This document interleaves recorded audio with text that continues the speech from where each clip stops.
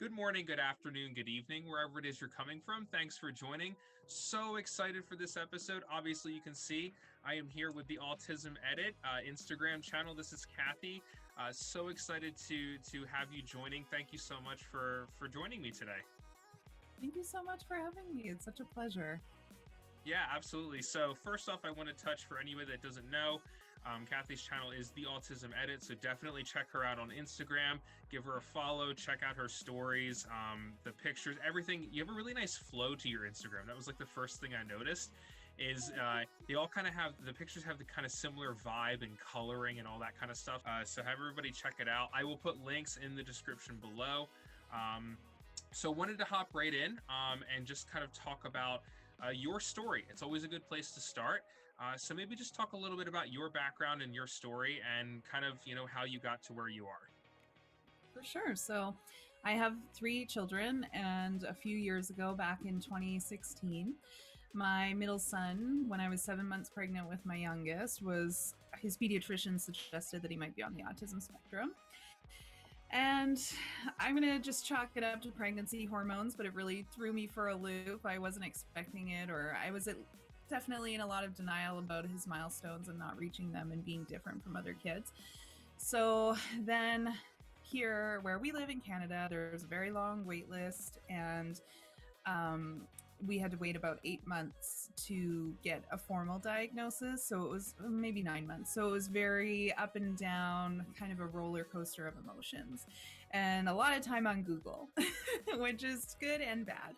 Yeah. So what really got me through it, by the time he actually was formally diagnosed, I realized what was the most helpful was hearing the stories of other people who had lived through a similar situation of being diagnosed and going on to adulthood and feeling like a successful, thriving person. And they had hopeful stories, which on Google, it's not so hopeful, or it wasn't at that time. So that was super uplifting to me. And it just led me down a path of eventually, many years later, of course, sharing my story in the hopes that if anyone was feeling that way, they could find someone to relate to and know that they weren't alone. I love that. Thank you so much for sharing that. That's wild when you just mentioned about like there's like a waiting list of like 8 months. Like that's strange. Like so you have to wait to get like answers and diagnosis and stuff like that.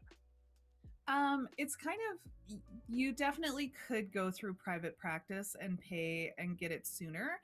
I think I didn't really explore that option because I was very much like, he doesn't have it. She's wrong. What's she talking about? She doesn't know him. And I had a lot of denial about it. And I think that came from a genuine place of unconditional love for my son. And I know that probably doesn't make sense to everyone, but to me, I just felt like he's perfect and he is who he is. Just that's not what it is. There's nothing wrong with him, right? Yeah.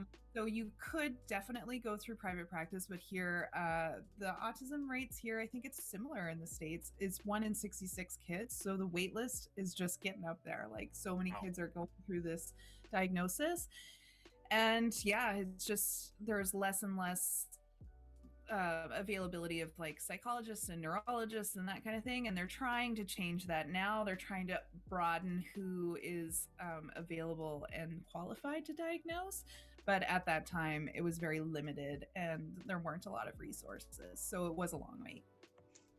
Interesting. Yeah. We had talked a little bit off camera about how autism is becoming, such just a familiar thing. It's not like a strange thing when you hear somebody has autism or something. And we were discussing about how very soon it's going to be everybody knows somebody that has gone through this or experienced this or has somebody in their family or their life or their child or something.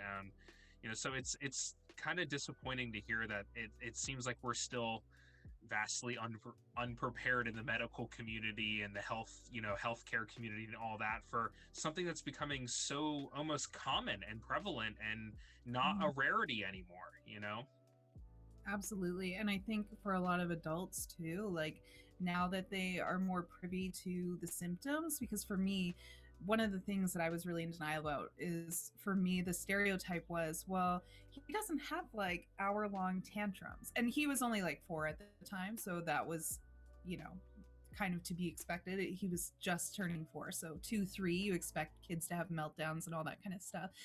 And like you'd read on Google, like, oh, overstimulation at places like the grocery store where the lights are very bright and it's so colorful and it can be very loud and distracting. Like, that's really hard for people with autism. And I was like, my son loves the grocery store. What are you talking about?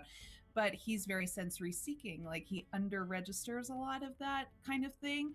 So to me, it just didn't add up. And I was able to talk myself out of it with Google. And but now I think as adults, for us, I'm 34, so I feel like, you know, midlife people where you're like, oh, I always felt there was something maybe different about me and I didn't understand what that was, and that was so confusing, so difficult to grow through. And those people are really starting to realize, like, oh my gosh, like I could, you know, have a diagnosis of autism, I could have a diagnosis of ADHD, I could. And that too is becoming very much more prevalent in the medical system as well. So I think, yeah, it's just these people are just so overworked, the physicians, the people qualified to diagnose. So it's a big challenge that we've got to overcome. Yeah, for sure. It's interesting that you said that. I actually know somebody in their mid-30s who was diagnosed as being autistic until they were 31. And he said something very, very similar of like, I knew that there was something, but I thought everybody had something that was a little bit off, or something that gave them a high level of extreme anxiety and this and that.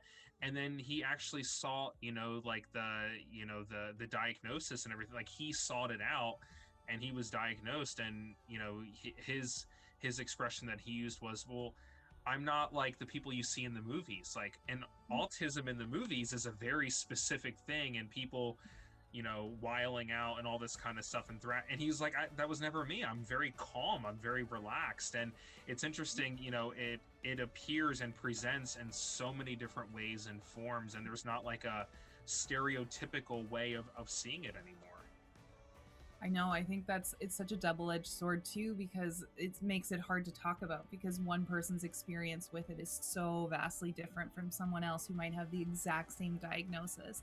They just don't have the same issues, or like they're very sensitive and the other person is very sensory seeking and they're totally insensitive to that noise and they like being brought up by that. And then there's also the fact that, like, we need more representation in the media.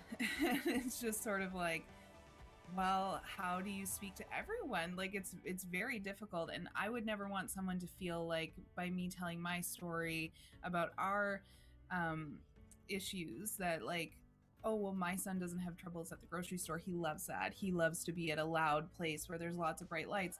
That's not fair for everyone to think that, oh, well, that person's kid does okay. How come your kid, like, what's wrong with you that you're not helping your kid get through that? Like, it's such a difficult thing to talk about for that reason. Yeah, absolutely. Kind of goes back to that whole way of thinking of one size does not fit all.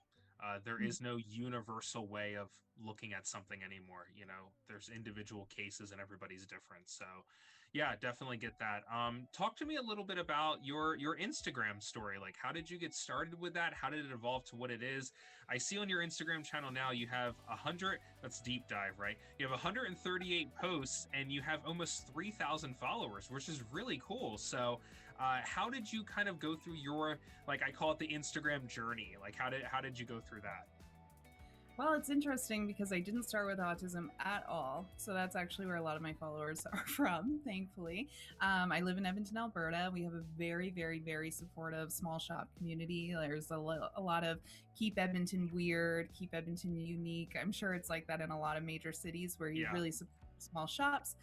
And so after this diagnosis, I had felt like I had thrown myself so into autism and I had just exhausted myself on it. And I didn't want to think about it. I didn't want to talk about it. I didn't want to, you know, have to do more with it than I was already doing in the day-to-day living. And I have 2 other children and I was a stay-at-home mom. And I just felt like I needed something that was just for me, just fun. So I started a small shop online, and then after a while, it was really great. I had so many supportive people in the community. It was amazing. I made some really great connections there, but I just felt like, this isn't me. Like, the managing of the inventory and thinking of opening a store and all that stuff. It wasn't the point of it. And I just thought, like, this isn't for me. And thankfully I listened to myself, which I don't always do. It's nice, and right? Yeah. stopped doing it. And I just got out of it really quickly. And then I transitioned into someone I had met was a blogger, and she was like, I really need an assistant. I would love to hire someone locally. And I was like, oh, I'm getting out of my shop. I would love to learn about blogging. And so I helped her. And then she was like, you need to be blogging about this autism stuff. Like, you know so much about it. And then I thought, I'd had like kind of a bit of a break. My son had started school. He was really thriving. We had more of a team support in therapists and teachers and that kind of stuff. So it didn't feel so like heavily on me. And I thought, like, yeah, you know what? That's right. And that's when it came back to I did really benefit from hearing other people's stories, and maybe that's a sign that I need to share mine. And it's been so lovely. I've really connected with a lot of people, and to have that community is really important. That's awesome. It's so interesting how things can evolve from such a natural place of, you're just like, oh, this is interesting, I'll try this, and this person encourages you to do that, and it just kind of evolves and snowballs. And I always love hearing when people say, I listen to that kind of inner voice telling me, don't do this, like follow this, and then you do it and you go, oh, this worked, this was a success actually. Totally. So that's really action. yeah it's always a nice feeling when you trust yourself and you go, okay, go me, I got that one right. Yeah, so I wanted to touch on a couple different things that you talk about, on your Instagram page that I found personally for myself really either interesting or informative, which was great. And I think you kind of balance both really nicely. So you post things that are both just kind of fun and lighthearted. You show things with your family and you show these like nice pictures and everything, but you also provide a lot of really informative information, which I think is great. I myself have a nephew who is autistic, and that's something that I've been learning about and I've had to learn about. He's still very young. But to be perfectly honest, your page just kind of showed me a few things that, it made me think differently about some things. So I appreciate that. And one of the things I wanted to touch on that you talk about that I got a lot from personally was language. So you really touch on language quite a bit. Can you explain a little bit more about, why that's something that you wanted to make sure that you pointed out and spoke about personally? Yeah, for sure. I mean, when our son was first diagnosed, we definitely used more person first language, which would be to say something along the lines of, oh, my son has autism, or that kind of thing. Whereas now we would refer to it as like our autistic son. Because the more we got involved with the community, the more we were able to connect with autistic adults. And there was one compelling argument that one man that my husband and I met, and he had said, autism isn't like a disease that I have that I want to get rid of. It's something that just makes up a part of who I am. And it's very in depth. It's part of my personality, and it's the whole of me. It's not just one little piece of me. And so he's like, I just identify as an autistic person, and I couldn't be me if it wasn't for autism.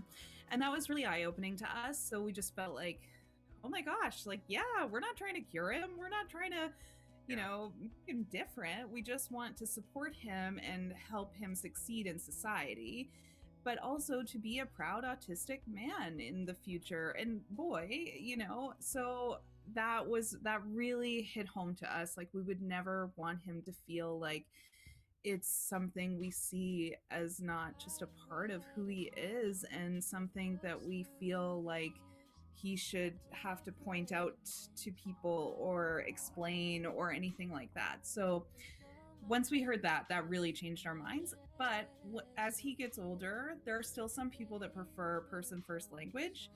And I think whatever he decides, we will follow his lead. My husband and I, neither of us are on the spectrum. We don't know. So it's not our decision to make. I think it's a very personal decision, and it's something that you need to talk about on an individual basis. Just you saying that alone is really inspiring for me to hear, because you touched on something that I personally believe very strongly in, which is, I love that you said, like, it's your son's choice. It will be his choice. It's Right. not like you make this decision and that's just what he does. It's like, no, like he will grow and he will learn, and we'll go with what he wants to go with. Yes. Because like you said, he's the one that's experiencing it. He's the one that's going through this and feeling these things. And I think that's a great way of kind of viewing it and looking at it, that at least for me growing up, wasn't the way that it was talked about. Autism was not talked about that way for a really long time. I'm 35 myself, and I feel like I didn't really start learning about what I call modern day views of like autism until just like a couple years ago. Yeah. But because for a Me really too. long time, yeah, right, like you're like, oh yeah, me too. For a really long time it was just very stereotypical things, very like cliche ways of thinking about it and approaching it. So I love hearing of kind of saying, well, we'll let him kind of lead and we'll follow what he wants. I think that's really amazing.